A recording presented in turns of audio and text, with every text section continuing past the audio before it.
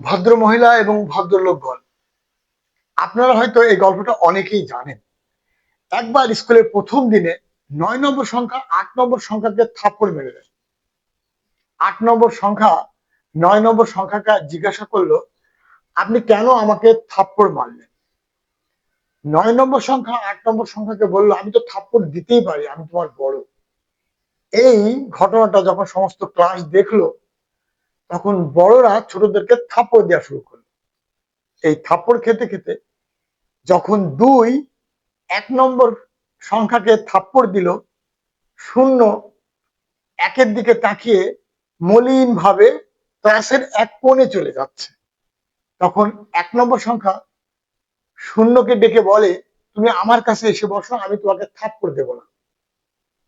শূন্য তবুও সেখানে বসে রইল। এবার ১ নম্বর সংখ্যা নিজেই শূন্যের পাশে যে বসলো।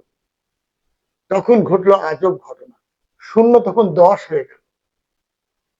শূন্য যখন ১০ হয়ে গেল, তখন শূন্য এককে জিজ্ঞাসা করলো, আপনি কেন নিজে আমার পাশে এসে বসে আমাকে বড় করে দিলেন? এক বলল, বড় সে হয় না যে নিজেকে বড় জানে বা মানে, বড় সে হয় যে অন্যকে বড় বানিয়ে দেয়। মানুষ বয়সে, ক্ষমতায়, অর্থে বড় হয় না। মানুষ বড় হয় তার চিন্তায়, বিচারে, বুদ্ধিতে, সর্বোপরি জ্ঞানে।